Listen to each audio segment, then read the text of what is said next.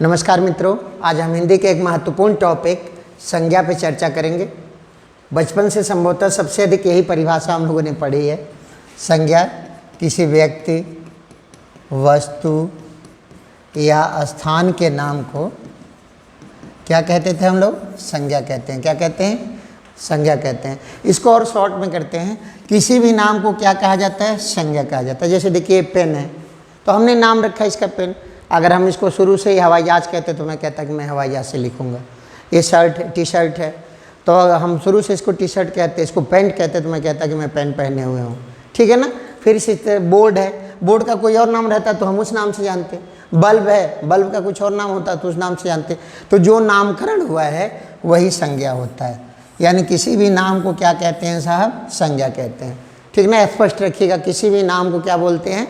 संज्ञा कहते हैं। संज्ञा के कितने भेद माने गए हैं? 5 भेद। संज्ञा के भेद हैं 5। पहला है जातिवाचक संज्ञा। तो जातिवाचक संज्ञा का ये सेंस होता है कि पूरी कम्युनिटी को बताए। ठीक है ना। जैसे मैंने लिखा लड़का, तो लड़का का मतलब है कि ये पूरी दुनिया के लड़कों के बारे में कह रहा है। ठीक है ना, तो ये जातिवाचक संज्ञा हो जाएगा। जैसे मैंने लिखा नदी, तो ये पूरी दुनिया की नदियों की बात कर रहा है, तो ये जातिवाचक संज्ञा हो जाएगा। जैसे मैंने लिखा देश, ठीक है ना, तो ये क्या हो जाएगा? पूरी दुनिया के देशों की बात कर रहा है। तो अगर कम्युनिटी की बात करेगा तो जातिवाचक हो जाएगा। क्या हो जाएगा? जातिवाचक संज्ञा हो जाएगा। और इसके बाद एक इसकी तरह से ही होता है, जातिवाचक के बाद समूहवाचक। समूहवाचक में एक ग्रुप बताएगा। क्या बताएगा? समूहवाचक में एक ग्रुप बताएगा या समूह बताएगा। जैसे देखिए कक्षा के लड़के मैं अगर कहूँ तो एक ग्रुप बता दिया, तो कक्षा के लड़के क्या हो जाएगा साहब? समूहवाचक संज्ञा हो जाएगी। फिर से देखिए गंगा एवं सहायक नदियाँ, अगर मैं कह दूँ गंगा एवं सहायक नदियाँ तो एक ग्रुप हो जाएगा, तो ये समूहवाचक हो जाएगा। अगर मैं कह दूँ दक्षिण एशिया के देश, तो साहब ये भी ग्रुप हो जाएगा, तो ये हो गया समूहवाचक संज्ञा। ठीक है ना। अब इसके बाद एक अगली संज्ञा है व्यक्तिवाचक संज्ञा। इसमें जब मैं किसी एक के बारे में कहूँगा, सिंगल के बारे में कहूँगा, ध्यान रखिएगा, सिंगल के बारे में कहूँगा तो ये व्यक्तिवाचक संज्ञा हो जाएगी। जैसे मान लीजिए कक्षा में किसी बच्चे का नाम मोहन हो या राम हो, तो राम व्यक्तिवाचक संज्ञा। इसी तरह से देखिएगा केवल एक नदी की मैं बात करूँ, अगर मैं कहूँ गंगा, तो गंगा क्या हो जाएगा? व्यक्तिवाचक संज्ञा। इसी तरह से देश का नाम कहे, तो मैं अपने देश का नाम रखूँ भारत, तो क्या हो जाएगा? व्यक्तिवाचक संज्ञा। तो ऐसे याद रखिए, ये तीनों एक साथ पढ़ेंगे, इन तीनों संज्ञाओं को एक साथ पढ़ेंगे। जातिवाचक पूरी कम्युनिटी को बताएगा, समूहवाचक केवल ग्रुप को बताएगा, और व्यक्तिवाचक सिंगल को बताएगा। तो देखिए लड़का पूरी दुनिया के लड़कों की बात कर रहा है, जातिवाचक। कक्षा का लड़के एक ग्रुप को बता दिया, समूहवाचक। और राम एक लड़के को बता दिया, तो क्या हो गया साहब? व्यक्तिवाचक। इसी तरह से नदी, तो पूरी दुनिया की नदियां हैं, इसीलिए जातिवाचक हो जाएगा। गंगा और सहायक नदियां, ये क्या हो जाएगा साहब? एक ग्रुप बना रहा है, तो समूहवाचक हो जाएगा। और बस सिंगल की बात करेगा, गंगा नदी, तो गंगा जो है वो क्या हो जाएंगी? गंगा क्या हो जाएंगी?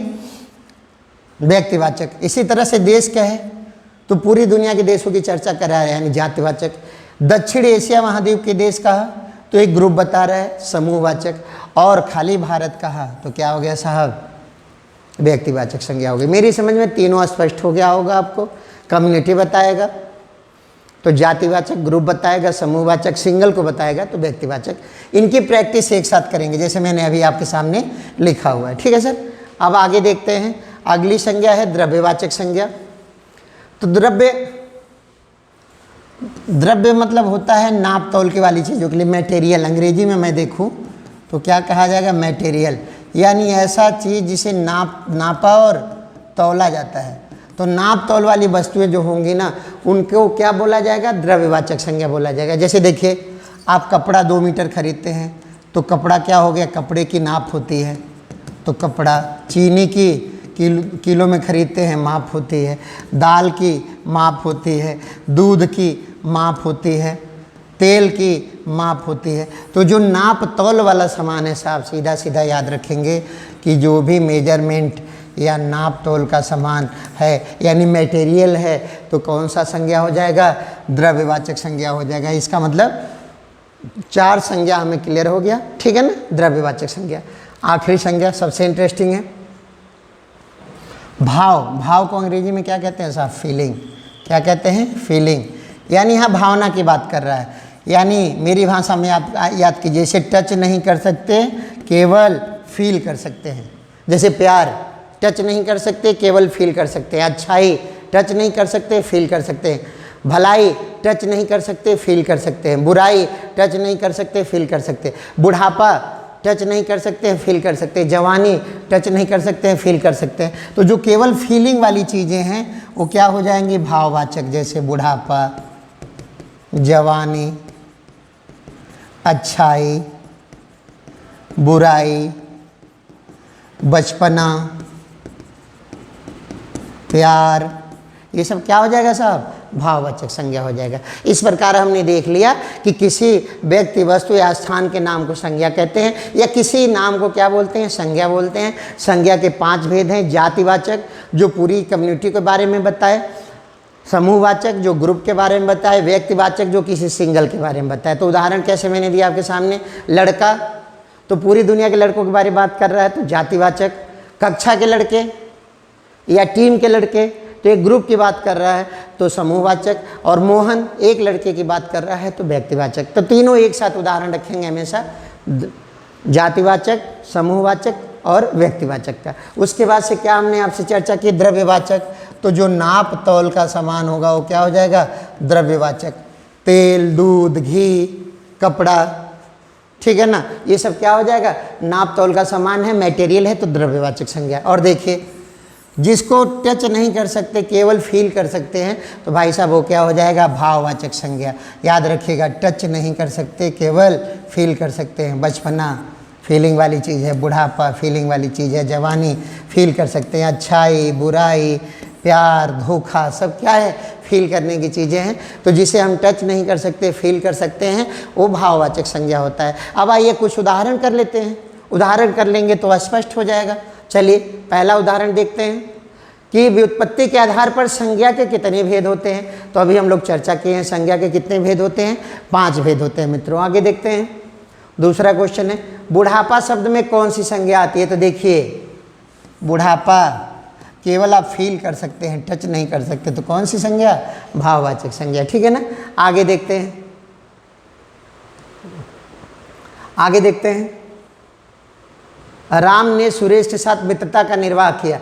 तो मित्रता क्या है साहब? मित्रता भी क्या है? फीलिंग है। तो कौन सी संज्ञा हो जाएगी? भाववाचक संज्ञा।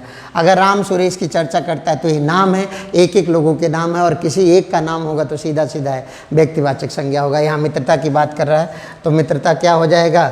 भाववाचक संज्ञा। देखिए दिया हुआ है, भाववाचक संज्ञा क्या हो जाएगा? मित्रता हो जाएगा, ठीक है ना सर। अगला,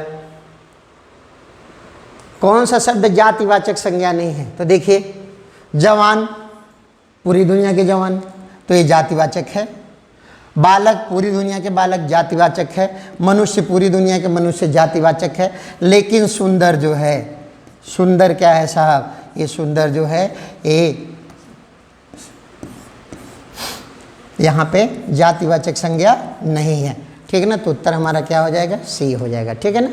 अगला देखते हैं, गरीबों की सहायता करो में गरीबों क्या है? तो गरीब क्या है साहब? पूरी दुनिया के गरीबों की बात कर रहा है, उनकी कम्युनिटी की बात कर रहा है। तो गरीब क्या हो जाएगा? जातिवाचक संज्ञा हो जाएगा। क्या हो जाएगा सर? जातिवाचक संज्ञा हो जाएगा। अगला देखते हैं,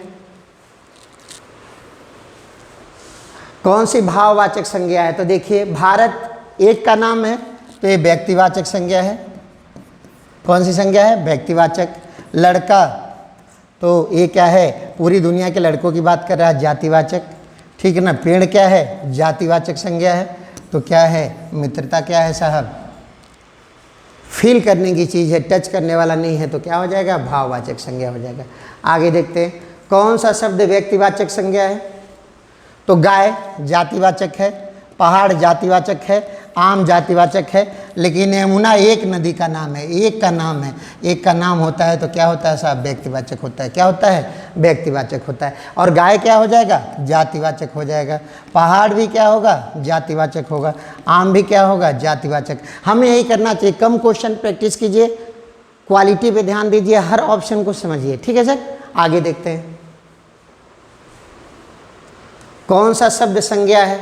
तो इसमें क्या है? क्रोध। क्रोध क्या है साहब? भाववाचक संज्ञा है। बाकी सब विशेषण है, इसमें भाववाचक संज्ञा है, ठीक है ना। तो यही संज्ञा हो जाएगा, क्रोध क्या हो जाएगा? संज्ञा हो जाएगा। राज्यपाल में कौन सी संज्ञा है? तो देखिए राज्यपाल जातिवाचक है, कोई दिक्कत तो है नहीं, क्योंकि व्यक्तिवाचक होता तो एक का नाम होता, भाववाचक होता तो टच करने वाला रहता है, टच नहीं होता फील करना होता, और समूहवाचक ग्रुप को बताता, तो कौन सा हो जाएगा? जातिवाचक हो जाएगा। अगला देखते हैं, प्रतिवर्ष नदी में बाढ़ आ जाती है, तो ये बताइए नदी, तो नदी क्या है? जातिवाचक संज्ञा है। कौन सी संज्ञा है? जातिवाचक संज्ञा है। कौन संज्ञा है? जातिवाचक संज्ञा है। आगे देखते हैं सर, चांदनी चौक एक जगह का नाम है। चांदनी चौक क्या है साहब? एक स्थान है, एक स्थान का नाम, चाहे गोरखपुर हो, देवरिया हो, लखनऊ हो, दिल्ली हो, जब एक स्थान का नाम रखेगा तो कौन सी संज्ञा? व्यक्तिवाचक। एक की बात कभी भी करेगा तो व्यक्तिवाचक कौन सी संज्ञा हो जाएगी? व्यक्तिवाचक संज्ञा हो जाएगी। लास्ट क्वेश्चन देखते हैं, गेहूं शब्द कैसा है? तो ये बताइए, नाप तौल का सामान है। कैसा है? नाप, गेहूं को खरीदते हैं तो तौलते हैं, आटा खरीदते हैं तो तौल के खरीदते हैं, तो नाप तौल का है तो द्रव्यवाचक क्या हो जाएगा? द्रव्यवाचक। इसी को इस ऑप्शन में धातुवाचक लिख दिया हुआ है, तो क्या हो जाएगा? द्रव्यवाचक होगा। मेरी समझ में अब यह स्पष्ट हो गया होगा, ठीक है ना। अगर आप अधिक क्वेश्चंस देखना चाहते हैं तो हमारे टेलीग्राम चैनल पर जुड़े। मिलते हैं अगले वीडियो में, धन्यवाद।